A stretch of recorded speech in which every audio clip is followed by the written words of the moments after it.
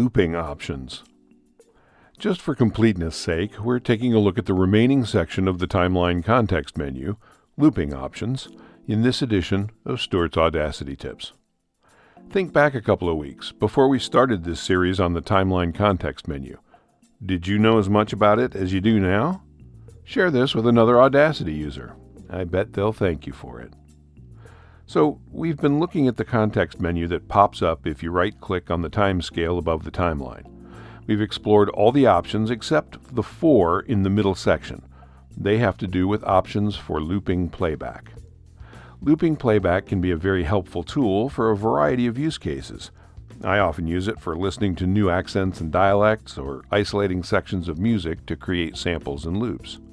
If you've never used looping playback before, turning it on is as easy as selecting the Enable Looping option on the timeline context menu. When you enable looping, the current selection becomes the looping region, as indicated by vertical black lines with a right triangle at the base of each. Here's a selection on the left and the same selection with looping enabled on the right. With looping enabled and a loop selected, pressing play will cause the loop to be played repeatedly until stop is pressed. There are 2 ways to stop playback from looping. First, you can clear the selected loop using the Clear Loop option on the context menu. This removes the selected loop from the timeline but leaves looping enabled. Second, you can turn off looping by using the Enable Looping option on the context menu, deselecting the option. This prevents playback from looping but leaves the loop selectors on the timeline. If you use the second method above, then you can drag the left and right loop markers to redefine the loop region without affecting the selected audio. When you press play, the selected audio, not the loop region, will be played once.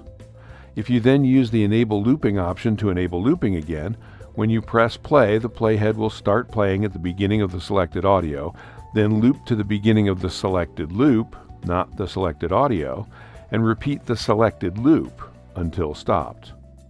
This means you can keep a piece of audio selected while you move the loop selection around and listen to other parts of the audio without losing the audio selection. You can return the selected loop to match the selected audio with the Set Loop to Selection command on the context menu. This leaves us with the last option on the context menu, which is actually the first in terms of order. Setting a loop region also makes an audio selection. This option is disabled unless looping is enabled.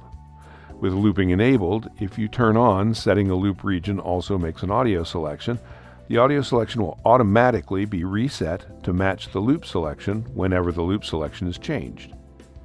That's the end of our examination of the options on the timeline context menu.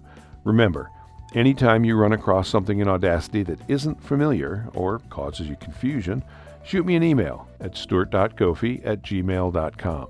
If you have a question, someone else somewhere in the world is facing the same thing. Hope this helps. I'm Stuart.